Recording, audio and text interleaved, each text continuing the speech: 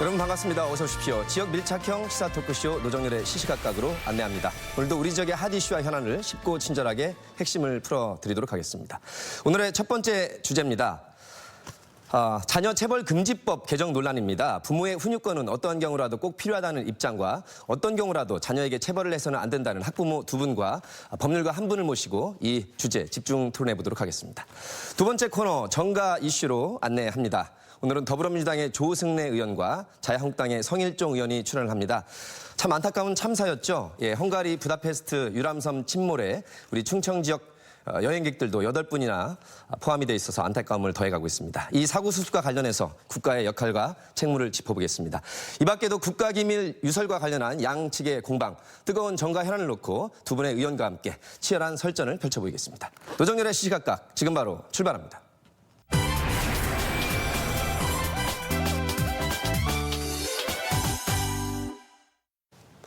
네, 노정열의 시시각각 오늘의 첫 번째 주제입니다. 자녀 체벌을 법으로 금지하겠다는 이 개정과 관련한 논란인데요. 말씀을 나눠주실 세 분을 소개해 올리겠습니다. 바른교육 대전 학부모연대 강지철 대표와 함께합니다.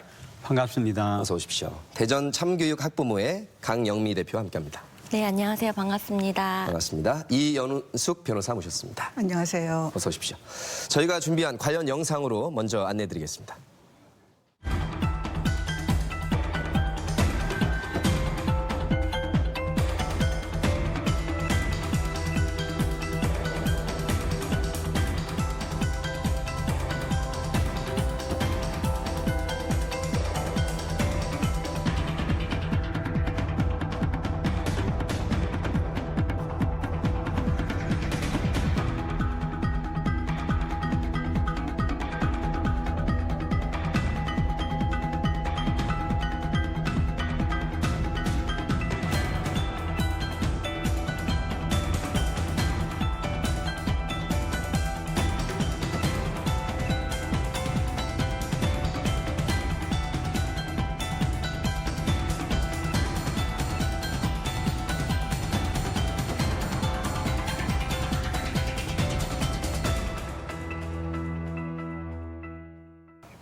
네, 정부가 법을 개정해서 부모들의 체벌을 막겠다고 발표를 했습니다.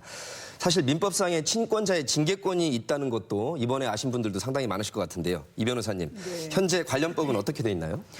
예, 현재 자녀 체벌 금지법이 새로 제정되거나 개정되는 것은 아니고요. 예. 우리 민법은 친권자는 자를 보호하고 교양할 권리 의무가 있다 이렇게 규정하고 있고 또 그 자를 보호 또는 교양하기 위하여 필요한 징계를 할 수 있다 이렇게 규정이 되어 있습니다. 예. 자녀 체벌 금지법은 새로 법을 제정하는 것은 아니고 그 민법에 규정되어 있는 징계 조항을 수정하는 쪽으로 이루어질 것으로 보이고요.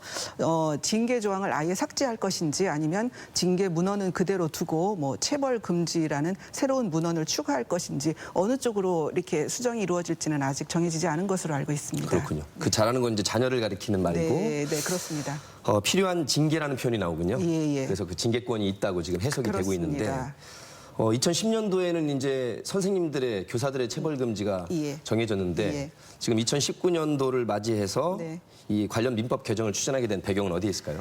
언론 보도를 통해서 아동 학대 사실이 많이 알려지고 있습니다. 중앙 아동 보호 전문기관이 발표한 보고서에 의하면 2017년에만 해도 아동 학대 사례가 2만 건 이상이 접수가 됐다고 하고 예. 또 언론 보도를 통해서 아시겠습니다만 아동 학대로 숨지는 사건도 좀 알려지고 있습니다. 그리고 또 그 아동 학대의 대부분의 80% 정도의 가해자가 부모인 사실이 알려지면서 어떠한 경우라도 자녀 체벌은 안 된다는 인식이 확산되고 또 법으로라도 이를 금지시키자는 여론이 형성된 것으로 보입니다. 예.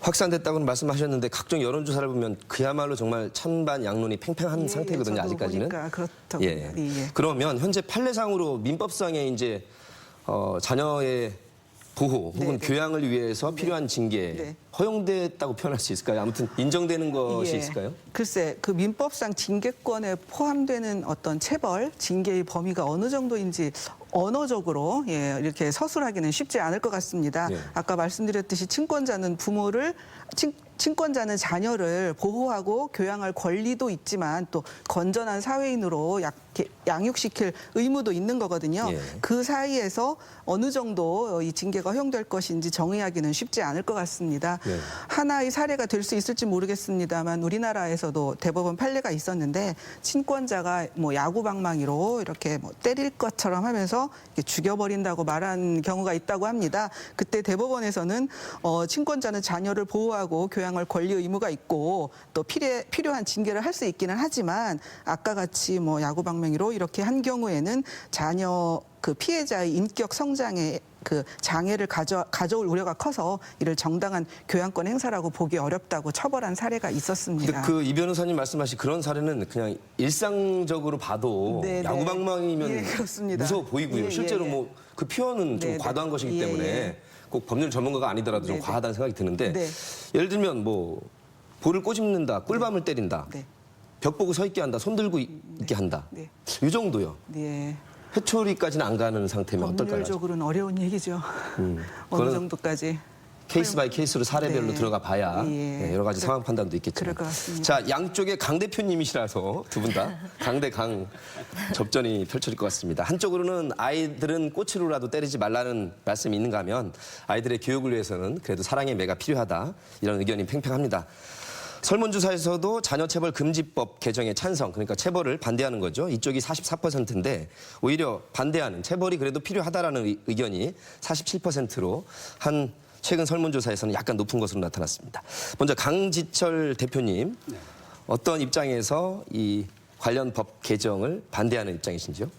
우선 저는 이 민법 915조가 1960년도에 제정이 된 법안이거든요. 그래서 60년도에 제정이 됐고 지금까지 한 번도 개정된 적이 없습니다. 그래서 저는 이제 이 문구를 보면 징계권이라고 하는 단어가 등장하는데 저는 개인적으로 이 징계권이란 단어가 좀 무서운 말이다. 아이들에게 부모가 징계권을 가지고 뭘 한다 한 것 자체가 좀 그거는 우리가 좀 고쳐야 될 필요가 있다. 저는 그래서 언론에서도 이미 보도가 된 바 있는데 저는 징계권이란 말을 좀 수위를 낮춰서 체벌권이라든지 아니면 자녀 훈육권이라든지 이런 말로 언어를 순화를 시킬 필요가 있겠다 싶고요.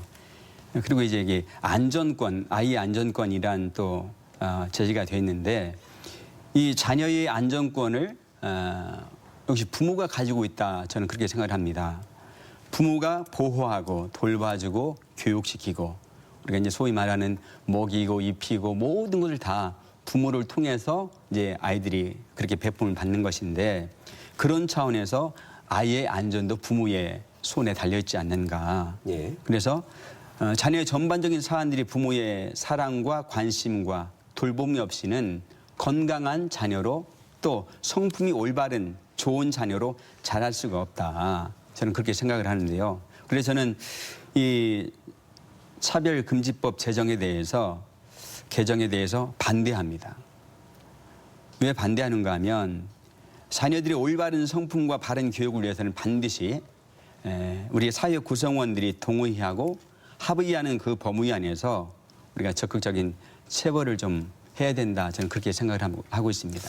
아까 그 표현 중에 이제 징계라는 말이 좀 과할 수 있으니 예. 처벌이나 훈육 정도로 바꿨으면 좋겠다고 저는 말씀하셨습니다. 개인적으로 의견을 갖고 있습니다. 근데 이제 일반적으로 체벌이란 말은 더 강력하게 느낄 수도 있어서 훈육 그렇죠. 정도로 바꿀 수 있을 것 같은데 그래도 필요한 사랑의 매 내지 체벌은 필요한 것이다라는 입장이시네요. 네. 그 아까 말씀 중에 사회적으로 허용되는 범위 내지는 관련 구성원들이 인정하는 범위라고 잠깐 말씀해 주셨는데 네. 우리 강 대표님이 생각하시는 몇 가지 예가 어떤 거 있을까요? 제가 개인적으로 체험한 것을 이제 말씀드리면 예. 저는 부모님이 굉장히 어려운 중에 이제 저희 자녀들을 이제 양육을 해주셨기 때문에 제가 지금도 기억하는 것이 부모님께 호되게 혼난 기억이 있습니다. 똑같은 잘못을 3번 이렇게 반복됐을 때 세 번째는 눈물 콧물이 쏙 빠지도록 부모님께 체벌을 받았죠.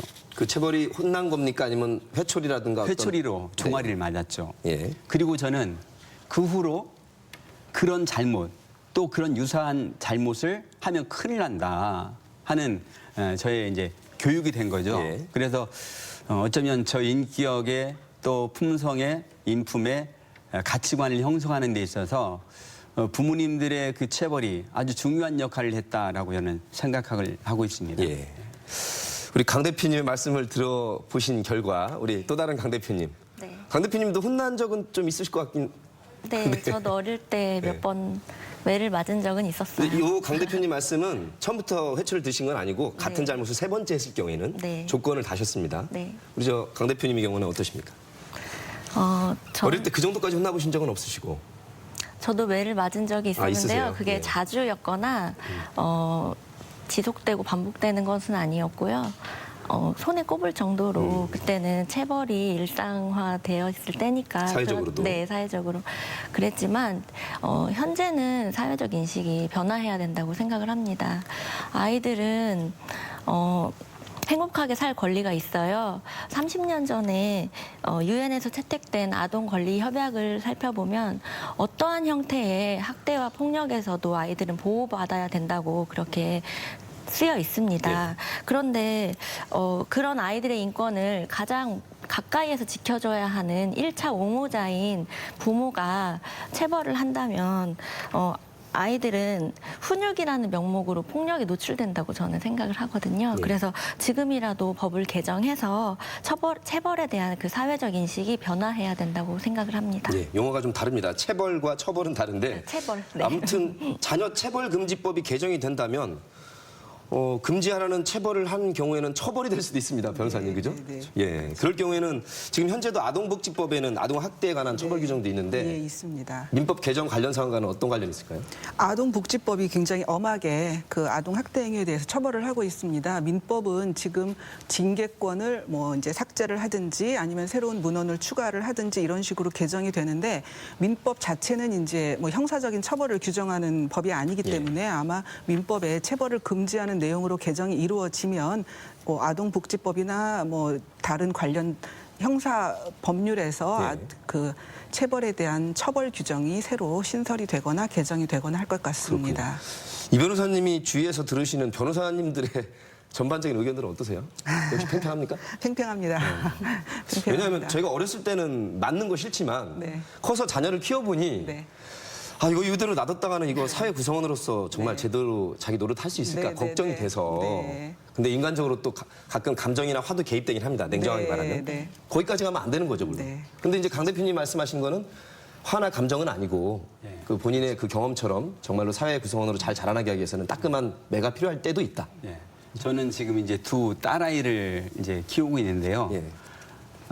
하나인 큰애는 이제 대학생이 되었고, 둘째가 이제 고등학교 1학년인데, 지금까지 두 아이를 양육하면서 저희는 한 번도 아이들에게 어떤 체벌을 가한 적은 없어요. 물론 딸들이어서 좀 그런 좀 수월함이 있었던 것 같긴 해요. 그래서 어떤 잘못을 할 때도 있지만 그러나 여자아이들이기 때문에 부모의 말을 좀 더 쉽게 수긍을 하고 잘 받아줬던 것 같아요. 그래서 말로 타일이면 그것이 금방 아이들에게 먹혀져서 그래서 아이들이 똑같은 중대한 잘못을 범하지 않는 그래서 저는 개인적으로 두 딸아이를 그래도 쉽게 지금 키우고 있다 생각을 하거든요. 그럼에도 불구하고 아동복지부에서 보건복지부 발표한 그 자료를 보면 이 자료가 이제 어느 사설기관에서 발표한 것이 아니고 우리나라 국가기관에서 발간한 내용이기 때문에 2017년도 전국 아동 학대 현안 보고서에 의하면 우리 이제 이 변호사님께서 약 76%, 70%가 이제 부모에 의해서 체벌이 이루어진다, 많은 경우는 학대가 80까지도 이루어진다. 바라보고 있습니다. 그렇게 되는데 사실은 그 프로테이지만 보면 굉장히 높은 숫자인데요. 네. 우리 추기 아동 인구가 846만 7천 명 정도 됩니다. 아이들이. 그중에 부모에 의한 아동학대가 17,177건으로 보고가 되었고 그러면 이것을 이제 나누면 1,000명당 2.3명이죠. 그래서 전체 아동 인구의 약 0.2%. 그러니까 물론 저는 단 한 명의 아이라도 어른들에게 어떤 수단과 방법을 통해서라도 학대가 되어서는 안 된다. 예. 그리고 이 아이들이 우리나라 민족의 미래 세대이기 때문에 우리 강영미 대표님 말씀하신 대로 정말 행복하게 자라야죠. 행복하게 자라야 되는데 그것을 우리가 어떻게 그러면 체벌을 안 한다고 행복할까? 저는 아동인권 유엔 아동인권 기구에서 발표한 그 내용을 봤는데 우리나라 그 아이들이 행복지수에서 6.5% 가장 낮은 걸로 나왔어요. 행복지수가. 그러면 우리 아이들이 맞아서 체벌을 받아서 행복지수가 낮은 걸까? 저는 그게 아니라고 생각하거든요. 예. 우리 강 대표님의 말씀을 듣고 어떤 생각이 드시나요? 우리 강영미 대표님은? 네. 어쨌든 1000명당 2명이라도 학대를 당하는 건 사실이잖아요. 근데 그 학대를 하는 부모가 과연 이게 학대라는 걸 인지하고 아이들을 때리고 체벌을 하는 것일까? 거기에 의문이 들어요. 사랑의 매라고 하는데 사랑의 매랑 아동학대를 나누는 어떠한 기준이 있는 것이 아니잖아요. 그 기준은 사람마다 다 다르다고 생각을 하고요. 예. 실제로 지금 아동학대 사건이 끊이지 않고 심지어 목숨을 잃는 아이들이 한 달에 2명꼴로 계속 발생하고 있는 심각한 상황이라고 봅니다. 2016년에 부천에서 1학년 아들을 살해한 아버지는 아이가 씻는 것을 싫어해서 목욕탕으로 데려가는 과정에서 체벌을 했고 그 과정에서 아이가 죽었다. 그러면서 끝까지 나는 아이를 체벌하면서 체벌하는 것이 훈육의 목적이었다고 항변을 네. 했습니다. 목적이. 네, 그래서 저는 훈육과 학대를 경계를 정할 수 있다는 그런 사고 방식이 사라져야 된다고 생각을 하고요. 정말 체벌할 때 철저하게 부모의 감정이 1%도 들어가지 않을 수 있을까? 그게 가능한 일일까? 거기에도 의문이 들어요. 그 소아정신과 서천석 박사님 책 구절 중에 이런 부분이 있어요. 그 아이는 가정 내 하수구다. 왜냐하면은 부모의 감정이 좋을 때는 아이의 행동이 문제되지 않는데 내가 기분 나쁠 때, 좀 예민할 때, 갈등 상황에 있을 때 그 아이는 어떤 소재를 마침 딱 제공한다는 거예요. 예. 그래서 가장 낮은 곳에 있는 그 아이에게 부모의 감정이 흘러간다는 것이죠. 내가 기분 좋을 때 허용되던 아이의 행동이 내가 기분 나쁠 때, 내가 마음에 여유가 없을 때는 그게 훈육의 상황이 되는 거예요. 그래서 만약 정말로 부모가 완벽하게 100% 내 감정을 통제하고 철저하게 이성만으로 체벌은 불가능하다고 저는 생각을 합니다. 예. 그러니까 훈육이라는 좋은 뜻과 좋은 수단으로만 그치면 되지만 네. 이게 잠깐 선을 넘으면 체벌과 아동학대로 이어질 수 있으니 일단 법으로 아예 전면 금지를 해놔야 네. 그 헷갈릴 소진해지는 원천 봉쇄될 수 있지 않겠느냐가 아마 강미 대표님의 생각이신 것 같은데. 저는 그 부분에서 예. 0.2%의 그 잘못된 부모님들 때문에 나머지 99.8%의 전체 부모님들이 잠재적 범죄자 취급을 당하는 것은 이건 불합리하다. 그래서 이 부분에 있어서 우리 보건복지부가 이 법을 추진하면서 사실은 이 법을 이렇게 하겠다라고 말하기 전에 예. 우리 전체 사회 구성원들에게 거기에는 이제 전문가들이 있겠죠, 당연히. 교육 전문가들이 있겠고 또 교육 시민단체들이 있겠고 우리 학부모 단체들이 있으니까 그리고 교육 당사자인 우리 학생들 자녀들 그 아이들이 전체가 참여하는 구성원이 합의체가 만들어져서 충분한 토의와 합의를 거쳐서 실제로 우리 사회가 건강해지도록 그렇게 먼저 합의를 도출하면 더 좋겠다. 저는 지금 이 자리 빌어서 강조하건대 저는 어떤 경우에도 단 한 명이 아니라도 어떤 식으로 학대를 당하거나 또 폭력을 당해서는 절대 안 된다고 저는 항변하고요. 어른들이 자기의 수단을 어떤 목적을 이루기 위해서 그 꿈 많은 아이들에게 어떤 가해를 한다? 네. 이것은 우리가 절대 이미 우리 이 변호사님께 말씀하신 것처럼 아동복지법이나 이미 형법으로도 그다 충분히 제어를 하고 있거든요. 만약에 그런데 우리가 체벌금지법을 법으로 만들어가지고 해놓는다? 그런다고 우리 사회가 부모들이 정말 잘못된 부모가 2%가 또 있을 건데 0.2%가 있는데 그 부모들이 그 체벌금지법 때문에 아이들 체벌 안 할까? 그건 아니거든요. 관련 조항이 지금 아동복지법 말씀하신 대로 형법에도 있긴 합니다. 네. 이런 법 가지고는 지금 포용이 안 된다. 이 부분이. 근데 그렇게 아까 보시나요? 변호사님이 판례를 또 말씀을 해주셨는데 네. 저도 판례를 조사하다 보니까 그 아이가 이제 물건을 훔쳐서 훈육의 목적으로 효자손이나 파리채로 이렇게 폭행한 사건도 있었고요. 그리고 아들이 또 컴퓨터 게임을 너무 많이 해서 그거에 대해서 이제 좀 적당히 해야 되지 않겠니라고 했더니 잔소리를 한다고 아이들이 대들어서 이렇게 뺨을 때린 사건도 있었고요. 어허. 몇 가지 그런 사건이 있었는데 결국에는 실제 재판에서 이 폭행이나 아동복지법 위반 혐의로 기소된 부모들이 징계권을 근거로 예. 무죄를 호소하는 경우가 많았고 실제 판례에서도 이런 경우에는 무죄로 판결을 된 경우가 굉장히 많습니다. 예. 네. 실제 이 민법이 조항을 근거로 네, 네. 그 방어를 하기도 하고 네. 실제 판사가 보기에도 그럴 수 있다. 네. 그러니 이 조항마저도 없는 것이 어떻겠느냐는 것이 이 강 대표님의 말씀이신데 다른 나라 같은 경우에 보니까 한국과 일본밖에 네. 체벌 혹은 징계권이 예, 이렇게 예. 명문화된 나라가 없는데 네. 어떻습니까 세계적으로는? 아까 자막을 보니까 뭐 외국 대부분은 체벌을 금지하고 있다고 하는데 예. 이 징계 권이 법에 들어있는 게 이제 말씀하신 것처럼 우리나라하고 일본 이 정도인 것 같습니다. 아마 유교적인 그런 전통이 남아 있어서 그런 것 같기도 하고 예.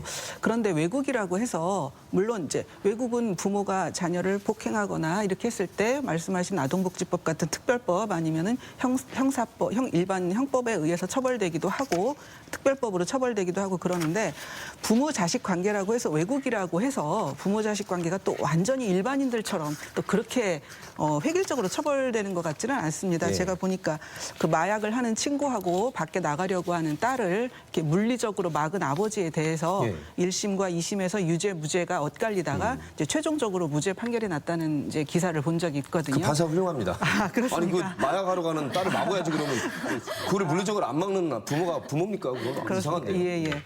그 외국이라고 해서 일반법으로 물론 적용이 되지만 부모 자식 관계는 예. 아마 동서고금을 불문하고 좀 어려운 점이 있는 것 같습니다. 강 대표님. 예.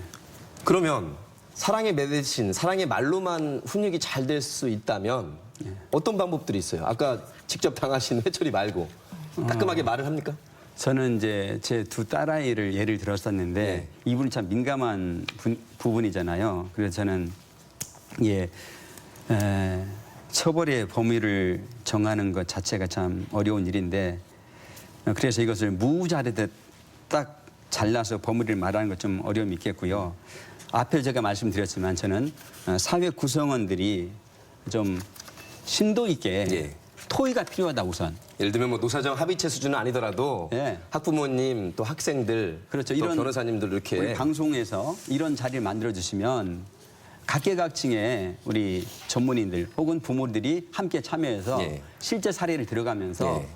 왜 이 법을 만들면 안 되는지 또 왜 해야 되는지를 토론해서 거기서 사회 구성원의 합의를 도출해야지 무조건 우리 국가기관에서 이렇게 하겠다라고 해버리면 방향과 의지를 표출하긴 했습니다. 예, 물론 이제 했지만 네. 법을 제정하겠다고 해놓고 나서 그걸 했으니까 저는 이제 순서가 뒤바뀌었다라고 예. 이제 저는 먼저 지적을 하는 공론화나 거고요. 사회적 합의 과정을 거쳤으면 더 그렇죠. 좋았을 것을. 예, 그게 더 우선이었다라고 저는 생각을 하고요. 뭐 지금이라도 늦지는 않은 것 같긴 합니다. 저희가 이런 방송도 하고 있습니다만. 예, 예, 그렇죠. 근데 이제 이 문제가 너무 팽팽해요. 네. 그래서 정부에서도 개정하는 뜻도 있고 그러나 반대하는 측에서도 그 뜻이 있기 때문에 참 쉽지는 않아 보입니다. 근데 40년 전에 스웨덴에서 최초로 체벌금지법을 발의해서 통과가 됐잖아요. 그때는 저희는 지금 40%로 양쪽이 팽팽하지만 그때 당시에 스웨덴의 상황은 국민 70%가 그 법안을 통과하는 걸 반대를 했습니다. 아이들한테 매 필요하지 않냐 하면서. 네, 그렇죠. 그런데 체벌금지법을 제정하고 나서 각종 캠페인과 사회적 인식 변화를 위한 홍보를 대대적으로 실시한 결과 예. 2000년대 들어서는 부모의 92%가 아이를 때리는 행위는 잘못된 행동이라고 그렇게 인식을 하고요. 그리고 2011년도에는 단 3%만 체벌한 경험이 있다는 결과가 도출되었습니다. 그러니까 강 대표님은 어떤 경우라도 물리적으로 네. 그 훈육이라는 이름 아래 네. 그런 식의 것은 안 되겠다는 말씀이시고. 네, 신체적 고통을 주는 행위는 절대 저는 학대라고 생각합니다. 사실 언어적 정서적으로도 뭐 폭언을 한다거나 이것도 네, 그렇죠. 가혹한 것이긴 해요. 네. 그러나 이제 물리적으로 회초리를 든다든가 벽 보고 서 있게 한다든가 아무튼 신체 일부를 괴롭히면서 한번 훈육하는 건 안 된다는 입장이신데 그래도 어느 정도까지는 필요하다는 입장으로 들리시는데. 아까 우리 사회자님께서 우리 2010년에 학교가 체벌 금지가 전체적으로 지금 적용돼서 시행을 되고 있지 않습니까? 제 주변에 학교에서 교사로 봉사하고 계시는 여러 선생님들 제가 자주 만나고 있고 또 이곳에 오기 전에도 몇 분 선생님들을 제가 뵙고 왔는데 어느 선생님 25년 30년의 봉사를 하고 있는데 교편에 자리를 잡고 있는데 그 선생님이 당한 아이들에게 어려움을 저에게 말씀하는데 눈물을 흘리시며 그 말씀하시는 건 뭐냐면 아이가 화가 나서 망치를 가지고 학교 교실에 뛰쳐들어와서 선생을 폭행을 하겠다고 덤비고 반 아이들을 반 친구들을 폭행하려고 망치를 들고 어렵게 하는 이런 것들을 보면서 그래도 선생님은 그 아이에게 어떤 제재도 할 수가 없는 거예요. 너무 무서우니까 체벌은 더더욱 안 된다 그러고 또 그런 아이는 선생님 말을 듣지 않으니까 그런 차제에 지금 이제 우리 또 가정을 저는 이 체벌금지법을 정해놓으면 저는 좀 더 심각하게 말하면 가정을 해체하는 법이다. 저는 그렇게까지 보거든요. 중대한 잘못을 계속해서 범하는 그 아이들이 올바른 가치관을 형성하고 사회의 건강한 구성원으로서 자라가게 하려면 분명한 우리 안에 합의된 체벌 기준을 적용해야 된다. 예, 그 생각입니다. 그래도 강 대표님은 그때 혼나서 마음을 다잡고 잘 오신 거고요. 오히려 반항심이 커지거나 부작용도 있을까 봐 걱정하는 의견도 있어서. 그렇죠. 자, 이제 시간이 두 분께는 마지막 총평 삼아서 이 사랑의 매와 아니다. 끝으로라도 아이는 때려서는 안 된다. 아이의 인격이 중요하다. 이런 그 양론이 갈리는데 어떻게 가면 좋을지 총평해 주시죠. 네, 어쨌든 체벌을 해야 한다는 입장이신 분들이 제일 걱정하는 것이 교육적 효과라고 생각을 합니다. 그런데 이 체벌에 대해서 여러 가지 연구를 한 결과 체벌의 효과가 단 한 가지 있었습니다. 그것은 바로 즉각적인 명령 준수였어요. 그렇지만 그 단기적 이익을 압도하는 장기적 손해는 굉장히 많았습니다. 부모와 자녀 관계를 망가뜨리고요. 아이의 공격성을 증가시키고 제일 중요한 건 자녀의 몸이 좀 상할 수 있다는 것이죠. 또한 성인이 되었을 때 이 폭력에 노출됐던 아이들은 배우자 폭력, 데이트 폭력을 저지를 확률도 더 높았고요. 그리고 오히려 부모가 체벌을 해서 아이의 그 문제 행동을 감소시키려고 했던 목적과 반대로 그 문제 행동이 오히려 증가한다는 연구 결과가 굉장히 많이 그래서 있습니다. 어떤 경우라도 체벌은 안 되겠다는 입장이시고. 이 변호사님이 정리를 해주셔야 될 것 같습니다. 예. 강 대표님 말씀도 잘 들었고 또 강 대표님 말씀도 잘 들었습니다. 부모의 양육권은 어떻게 보면 자연법적인 법 이전에 자연법적인 그렇게 발생하는 것이고 지금 강 대표님이 말씀하신 가족이 해체가 된다는 것은 자연이 부여한 그 질서를 좀 해체하는 것으로까지 이해를 하시는 것 같습니다. 근데 강 대표님이 지금 사회적으로 폭력의 또 의미를 말씀을 하시니까 그것도 또 충분히 이해가 가거든요. 다만 이 자녀의 양육은 또 부모의 관심사이지만 또 사회가 유지되기 위한 기본 토대인데 이것을 법률이 만능주의로 해결을 할 것 같지는 않습니다. 양쪽 의견이 충분히 수렴이 돼서 좀 사회적으로 통합이 됐으면 하는 그런 바람입니다. 예. 시청자분들께서 세 분의 주장을 잘 가늠해 보셨을 것 같습니다. 오늘 뜨거운 열전을 펼쳐주신 세 분 고맙습니다. 맞습니다.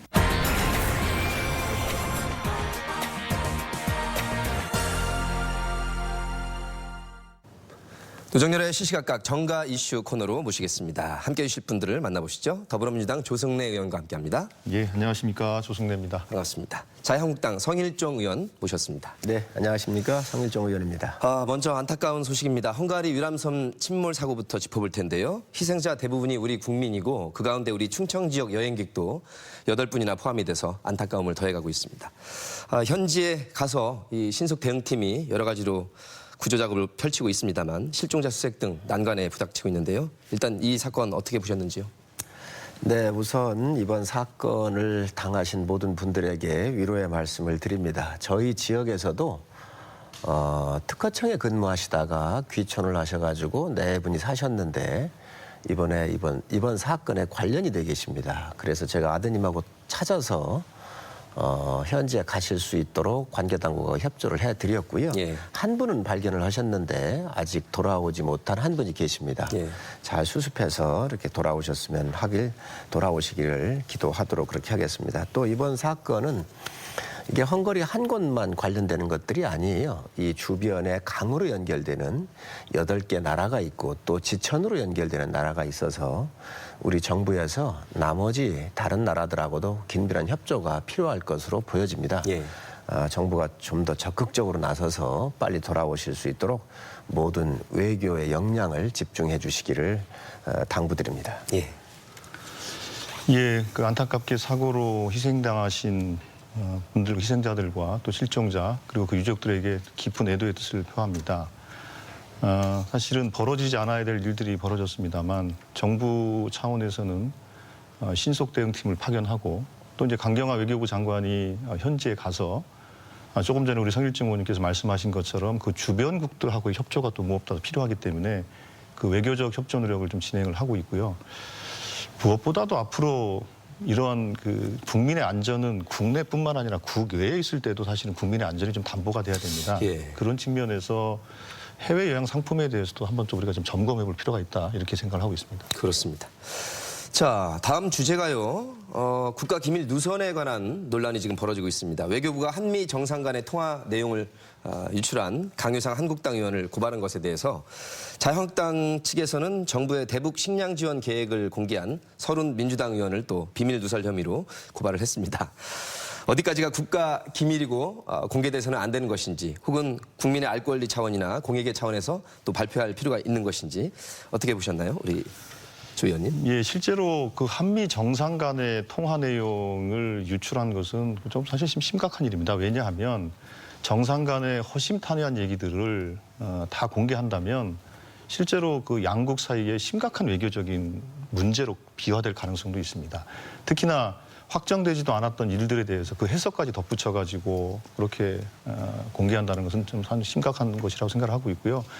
그걸 유출한 공무원은 당연히 그 관련 절차에 따라서 이제 파면 조치가 됐고, 물론 뭐 확정되는 절차가 있긴 있겠습니다만, 그리고 이것을 가져다가 또 공개한 또 강효상 의원은 정말로 그 외교 기밀을 유출한 혐의로 당연히 좀 문제를 지적을 좀 할 수밖에 없다고 생각을 하고 있고요.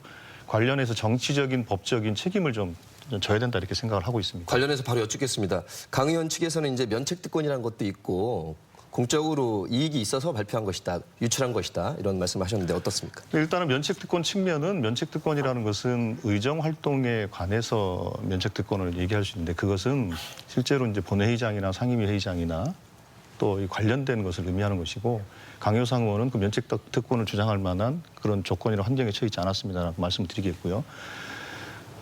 그리고 실제로 이런 문제들이 자꾸 저는 그렇게 이해합니다. 한미 간을 끊임없이 이간질하려고 하는 시도가 저는 훨씬 더 정치적으로 불순하다 이렇게 보고 있습니다. 그러니까 이 문제를 외교 기밀을 유출하는 것뿐만 아니라 한미 간의 이간질을 통해서 도대체 얻으려고 하는 정치적 이익이 뭔지 저는 좀 묻지 않을 수 없겠습니다. 예. 성 의원님. 이 문제는 국민들께서 잘 판단하실 거라고 생각을 해요. 한미 간 정상 간의 대화가 상당히 중요한 이야기가 있고 아주 기밀에 속하는 이야기라고 한다면 당연히 보안이 유지가 돼야 되겠지요. 또 상식선에서는 보안 유지되는 것이 맞다라고 생각을 합니다. 그런데 지금 한미 관계가 좋은가요? 지금 문재인 정부가 외교 왕따를 당하고 있습니다. 한일 관계 나쁘고요. 대중 관계 나쁘고 한미 관계 최악의 상황에 와 있습니다. 이게 왜 그러냐? 북한의 핵 문제를 다루면서 이 정부가 스탠스를 잘못 쓰기 때문에 그래요. 국민들이 알고 싶어 해요. 그런데 그 트럼프 대통령께서 일본에 방문했다가 돌아가셨거든요. 또 G20 정상회의 때문에 아마 이번 달에 또 오게 돼 있을 거예요.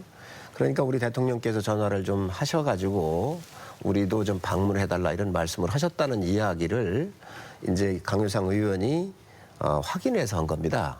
그런데 이거를 뭐 면책 특권이 있느니 없느니 뭐 여러 가지 얘기를 하고 있어요. 참 난센스 같은 이야기입니다. 왜 그러냐면 강효상 의원이 무슨 문건을 유출을 했던가 아니면 복사를 해가지고 비밀리에 나왔다든가 이런 건 문제가 될 수가 있습니다.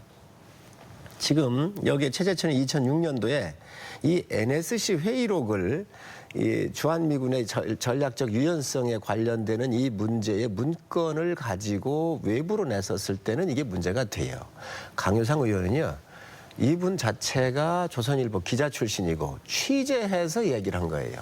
문건을 비밀리에 받거나 복사했거나 이런 것들도 내용도 아니에요. 어떠한 법적 근거에서 이 사람을 처벌한다는 것이지요? 전 있을 수가 없다고 생각을 해요. 그리고 고교 후배인 K 참사관이 일단 자료를 넘기긴 한 겁니다. 전화로 물어본 겁니다. 그리고 네. 전화로 아마 어떤 내용이 얼마만큼 확인되어 있는지는 모르지만 문건을 확보를 했거나 유출했었을 때는 처벌할 수가 있는데 전화로 확인한 사항을 처벌한다? 있을 수가 없는 얘기죠. 그다음에 이 국회의원은 여러 가지 측면에서 국민의 알 권리와 정부가 잘못하거나 문제 있는 거에 대해서는 국민한테 알리는 것이 고유 기능입니다. 그래서 이런 의정 활동의 일환을 정부 여당에서 뭐 문책하라, 책임져라, 정치적 책임져라 하는 것은 야당 의원을 이게 재갈을 물리는 것이다. 저희는 그렇게 판단하고 있습니다. 예. 예, 정상적인 뭐 의정 활동에 대해서 누가 뭐라고 하겠습니다만은 뭐 이번 경우는 그런 게 아니고 또 국민들은 또 그렇게 또 생각을 하고 있습니다. 이출 관련된 책임 누구에게 있는가에 대해서 국민들의 판단은 이미 좀 나와 있다고 생각을 하고 있고요. 그리고 이것이 직무상 취득된 정보를 그것을 문서로 혹은 구두로 유출하는 것도 다 포함되는 개념이기 때문에 그 부분에 대해서는 이론이 없다 이렇게 생각을 하고 있고요. 또 한편으로는 그 한미 관계가 최악이라고 말씀하시는 것은 그거는 뭐 자유한국당 일방적인 주장이고요. 그거는 미국의 트럼프 대통령이나 외교 관계자들이 한미 관계는 지금처럼 좋은 적이 없었다라고 말씀들을 공개적으로 하고 계십니다. 네, 전혀 문제될 게 없다고 보고 있고요. 그 부분에 대해서는 거꾸로 한미 간에 자꾸 거리가 좀 멀어지는 것을 좀 원하는 사람들이 있는 것이 아니냐. 저는 오히려 그런 의심을 가질 수밖에 없고 한미 관계는 두 정상과 두 외교 채널에서 말씀하시는 것처럼 원만하다, 잘 되고 있다 이렇게 말씀을 드리겠습니다. 우리가 이걸 좀 국민한테 정확하게 알려야 돼요. 우리 대통령께서 미국에 방문했을 때 2분 만났어요. 가장 해줄 거 없을 때 해주는 게 뭐냐면 환대예요. 아니 대통령께서 가셔가지고 2분 만나가지고 무슨 얘기를 했겠습니까? 한미 관계가 지금 최악의 상태에 와 있는 것은 아주 국민들 거의 다 알고 계신 거고요. 또 미국과 한국의 관계가 멀어지기를 원하는 세력이 있는 거 아니냐. 그런데 걱정하는 세력은 있어도 이걸 멀어지는 세력이 있을 수 있나요? 우리 대한민국이 이 험악한 국제 관계에서 살아남을 수 있는 것은 미국하고의 동맹 관계를 잘 이끌어가야 합니다. 이거에 대해서 염려하는 거예요. 예. 따라서 이 한미 관계를 이 한미 관계라고 하는 것은 이 우리 민족의 이 운명하고 굉장히 밀접한 관계가 있기 때문에 이런 부분에 대해서 멀어지는 거에 대한 염려와 걱정에서 의정 활동을 하고 있는 겁니다. 알겠습니다. 예, 그러면 그렇게 환대를 받았다고 하는 일본의 경우에, 그러니까 국익 차원에서 한번 보자고요. 우리가 통상 압력이나 이런 거 관련해서 일본과 한국의 미국의 통상 압력에 대한 미국의 조치를 보시면 그렇게 환대를 함에도 불구하고 일본은 미국으로부터 배신을 당했다. 뭐 이런 표현까지 나오고 합니다. 반면에 우리나라의 경우에는 사실은 미국으로부터 상당히 긍정적인 조치들을 많이 받고 있습니다. 어떤 것이 사실은 국가 이익 측면에서 우리가 균형되게 판단할 필요가 있다고 생각하고 있습니다. 두 의원님께서 지금 국민들은 알고 계시다, 국민들이 파악하고 계시다 그러는데 우리 시청자분들의 생각이 어떠실지 굉장히 궁금해집니다. 우리 지역과 관련해서요, 지난 6일 날 현충일을 맞아서 국립현충원에서 기념식이 있었습니다. 그런데 지금 국립현충원에 60명이 넘는 친일파 묘역이 있어서 이장해야 한다는 목소리도 있고 우리 대전 현충원에만도 26명의 친일파 묘역이 남아 있어서 그동안 이 친일파 묘역과 관련한 국립묘지법 개정안이 몇 차례 발의된 것으로 알고 있는데요. 통과는 안 되고 있습니다. 그 이유가 뭘까요? 예, 실제로 제가 6월 6일 현충일에 이제 대전 국립현충원에 가서 현충일 64주기 추도식을 이제 참석하러 왔는데요. 그 과정에서 실제로 이제 시민단체나 NGO 쪽에서 김창룡 씨를 대표로 한 친일파들에 대해서 이장을 해야 된다라는 일인 시위 같은 걸 하는 거를 제가 목격을 했습니다. 예. 실제로 이 노력들은 계속 진행이 돼 왔었고요. 그리고 실제로 친일 행위를 하신 분들이 실제로 그런 과오가 있음에도 불구하고 국립묘지에 묻히고 하는 것은 사실 적절치 않다는 것에 대해서는 아마 공감들 하실 겁니다. 다만 이제 그 국립묘지법 등 이제 관련 절차들을 개정하고 하는 과정이 조금 이제 좀 지난한 과정들이 좀 있는 것 같고요. 예. 이 과정에 대해서는 우리 당의 권칠승 의원이 대표 발의를 통해서 이제 법안 개정안을 낸 바가 있습니다. 이 법안이 처리가 되면 그런 친일 행적이 뚜렷한 분들에 대해서는 이장을 하고 할 수 있는 근거들이 좀 만들어질 거라고 보고 있습니다. 예. 통과는 안 되고 있습니다. 발의가 현재 한 5번 정도 이루어졌었는데요, 성 의원님. 뭐 일부러 통과를 안 내게 하는 분들이 있나요? 아니면 뭐 그렇네요. 합의를 안 하시는 건가요? 아닙니다. 그거 지금 이제 저희가 정무위원회에 있기 때문에 이제 이 법안이 올라오는 순서가 있죠. 그래서 앞에 지금 많은 법안이 밀려 있기 때문에 아직 순서가 안 돼서 이게 처리가 안 된 거 아닌가 하는 생각을 좀 가지고 있고요. 친일했었던 분들이 국립묘지에 안장되어 있다라고 하는 것은 국민 정서에 맞지 않지요. 그런데 그 당시에 이런 분들이 왜 이 묘역에 안장이 됐는지에 대한 공적 조사라든가 여러 가지를 좀 섬세하게 예. 또 다른 피해가 나올 수도 있어요. 무조건 친일했는지 안 했는지에 대한 것들은 검증이 좀 이루어져야 되고 공적 조사를 좀 세세하게 다시 한번 재검할 필요가 있다는 생각을 가지고 있고 지금 민족문제연구소라든지 이런 민간 단체에서 발표한 이런 자료들에 의하면 여러분이 이제 계신 거로 나오잖아요. 민간 기관은 또 민간 기관이기 때문에 국가에서 좀 더 공신력 있게 다시 한번 이것을 점검할 필요가 있을 것 같습니다. 제가 정무에 있기 때문에 이 부분에 대한 문제는 상임위가 열릴 때 다시 한번 점검하도록 그렇게 하겠습니다. 예. 자, 우리 국민들께서 늘 이 뉴스를 보면서 정치인분들의 국회에서의 표결 행위도 중요하지만 이분들이 하는 말씀으로 또 정치가 이루어지기 때문에 정치인분들의 말에 굉장히 관심이 가고 주목이 되고 있습니다. 그와 관련해서 최근에 정치인분들의 막말 퍼레이드가 너무 좀 심해진 것 아니냐 이 걱정이 커지고 있습니다. 방송인으로 유명했던 한선규 의원이 우리 기자단들에게 이제 걸레질하고 있다는 표현도 나왔었고요. 제가 일일이 다 옮기지는 않겠습니다. 특히 역시 앵커 출신인 민경욱 대변인이 이 헝가리 유람선사와 관련해서도 골든타임 3분밖에 안 되는데 왜 신속을 운운했느냐 했는데 그것이 또 지금 비판에 직면한 것 같습니다. 일단 성 의원님께서는 어떻게 보셨나요? 막말하는 거 조심해야지요. 근데 막말하는데 여야가 없다고 생각을 합니다. 뭐 저희 당에 막말한 분들도 계시지만 예. 또 이해찬 대표 같은 경우는 도둑놈들한테 국회를 맡길 수가 없다 이랬어요. 우상호 원내대표 같은 경우는 우리 나경원 대표를 향해서 좀 미친 것 같다 그랬어요. 또 사이코패스라 그랬어요. 막말은 여야 다 함께 조심해야 합니다. 우리 정영기 의원께서 전번에 얘기를 하실 때 연수할 때 그런 말씀을 하셨어요. 김정은의 야만성이나 비인간성, 비도덕성, 폭력성 이런 것들을 제외하고 나면 신상필벌을 하는 부분에 있어서는 문재인 대통령보다 나은 면이 있다라고는 말을 해서 네. 상당히 논란을 불러일으켰었는데 이 방점은 신상필벌을 좀 정확하게 했으면 좋겠다. 대통령께서. 외교 지금 엉망으로 되어 있죠. 국방 엉망으로 되어 있죠. 경제 망가져 내리고 있죠. 이런 부분들에 대한 왜 문책을 안 하십니까? 해서 이 이야기를 했어요.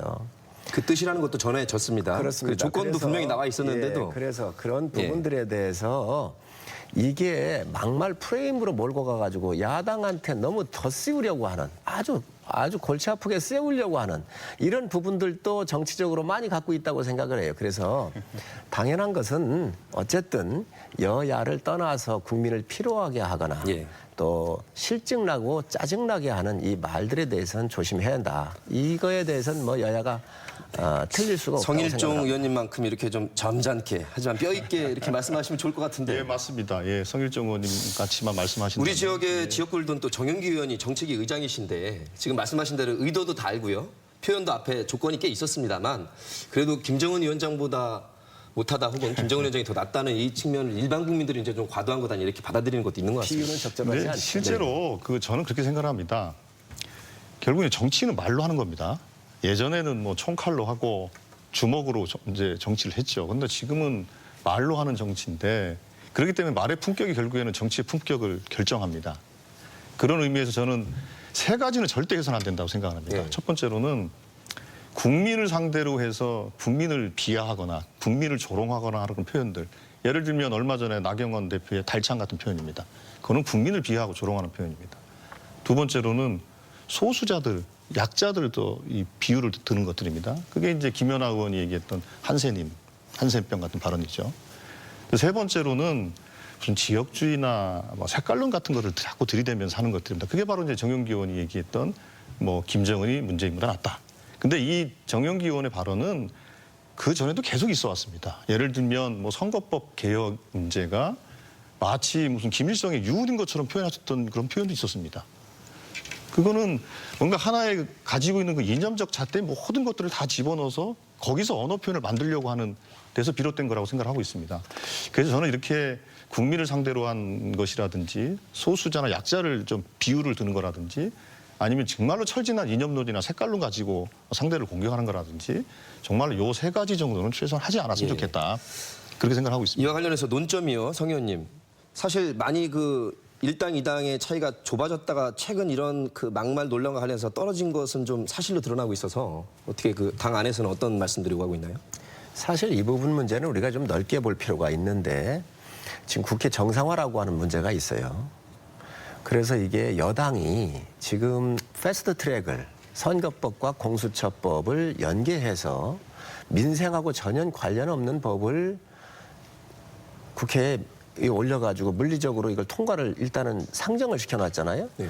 그러고 나니까 이제 여야 관계가 나빠진 겁니다. 네. 그러면 여당이 이걸 풀어야 돼요. 그런데 여당이 이거에 대해서 패스트 트랙에 대해서 사과할 생각이 전혀 없습니다. 그러다가 보니까 이제 다른 초점으로 계속 야당을 압박하고 있는 일환 중에 전 하나로 봐요. 예. 그래서 이거 같은 경우는 우선 국회 정상화를 하기 위해서라도 여당이 지금 뭐 이런 말꼬리 잡고 이런 차원의 문제가 아니라 좀 더 넓은 그 시각적 차원에서 전국 운영적 차원에서 이 부분을 좀 풀고 가야 된다. 그래야 되지. 지금 현재 말꼬리를 잡아가지고 뭐 막말 프레임으로 씌우고 이거에 계속 몰아붙이는 이런 형국으로 가서는 안 된다고 생각을 합니다. 관련해서 국회 정상화 국민들이 바라고 있는데요. 그럼 한국당에서는 대통령이나 그 여당의 패스트트랙에 대한 사과 없이는 그러면 정상화가 어려울까요? 그렇습니다. 이 전국이 꼬인 것은 말이지요. 집권 여당과 청와대가 또 2, 3, 4당의 준 여당에 준하고 있는 이러한 2, 3, 4당이 협작품이잖아요. 그래서 이거는 정확히 저희는 이게 대한민국이 독재로 가서는 안 된다라고 생각을 가지고 있습니다. 첫 번째 왜 그러냐면 선거법은 1당과 2당, 3당, 4당 준 여당들이 이 의석을 나눠가지고 연합해서 장기 집권을 가려고 하는 거 아닌가요? 공수처 같은 경우도 대통령의 권한이 막강하게 강화가 되고 있는 겁니다. 이 공수처장도 대통령이 임명하게 돼 있어요. 사법부의 판사들도 상급 이상이면은 거의가 다 내사라든가 조사를 대통령 직속하에서 받게 되어 있어요. 상권 분립이 되어 있는 저희 나라의 시스템에서 사법부까지 대통령이 장악을 하게 되면은 장기 집권으로 갈 수밖에 없습니다. 장기 독재로 흐를 수 있습니다. 이 부분에 대해서 저희가 야당이 처절하게 투쟁을 한 것이고 저항을 한 것인데 이 부분에 대해서 통과를 했단 말이지요. 이 부분에 대해서. 그래서 이 부분에 대해서는 분명한 여당의 사과가 있어야 된다는 얘기를 말씀드립니다. 예. 예, 뭐 다들 아시는 것처럼 패스트 트랙이라는 것은 이제 국회법이 정하고 있는 하나의 절차입니다. 아시는 것처럼 유치원 3법, 그러니까 사립유치원의 공공성이나 투명성을 강화하기 위한 유치원 3법도 지난번에 패스트트랙에 태워져서 아마 6월 24일이면 상임위 차원의 패스트트랙이 끝납니다. 그래서 벌써 6개월이 돼가지고 법사위로 넘어가게 돼 있습니다. 예. 그러니까 이건 그냥 하나의 절차입니다. 절차이기 때문에 패스트트랙에 올려놓고 한다는 것 자체가 절차적인 문제를 다루는 것이기 때문에 이렇게 주장하는 것은 좀 과하다는 말씀 드리겠고 지금 자유한국당을 제외하고 나머지 뭐 여당과 준여당 뭐 이렇게 말씀을 하시는데 그거는 그 다른 정당에 대한 정말 좀 모독적인 말씀이라고 생각하고 있고요. 그거는 온당치 못한 말씀이라고 생각하고 있고 실제로 그 절차상의 문제는 절차상의 문제로 두고 지금 시급하게 해야 될 뭐 민생 문제도 있고 또 포항 지진 문제라든지 아니면 헝가리 사고의 수습 문제라든지 또 강원도 살포 문제라든지 이런 다양한 현안들이 쌓여있기 때문에 그 문제를 논의할 수 있는 국회를 좀 빨리 열어야 된다는 생각을 하고 있고 예. 특히나 지금 짝수달에는 의무적으로 열게 돼 있는 거 아닙니까? 6월 달에는 의무적으로 열게 돼 있는 겁니다. 그렇기 때문에 사실은 그 국회를 보이콧하는 것이지 저는 용납할 수가 없다고 생각을 하고 있고요. 또 한편으로 막말 프레임을 자꾸 말씀하시는데 그게 무슨 여당이 그러면 정부 여당이 막말 프레임 덫을 딱 놓고서 기다리고 있어서 거기에 그러면 자유한국당 의원들이 그럼 걸려든 겁니까? 그건 좀 이해할 수가 없는 얘기고요. 그거에 대해서는 우리가 아무리 갈등이 격화된다 하더라도 서로가 신중한 언행을 하시는 것이 좀 필요하지 않냐 싶고 그거를 막말 풀네임을 짜서 정부 여당이 그렇게 끌고 간다라고 얘기하는 것은 그건 약간 좀 네. 아닌 것 같습니다. 알겠습니다. 패스트트랙을 말씀을 하셨는데 유치원 3법 얘기하셨어요. 이건 아이들 문제예요. 아이들의 이 유치원 가고하는 문제이기 때문에 굉장히 신속하게 처리를 해야 돼요. 이거는 패스트트랙으로 가는 게 맞아요.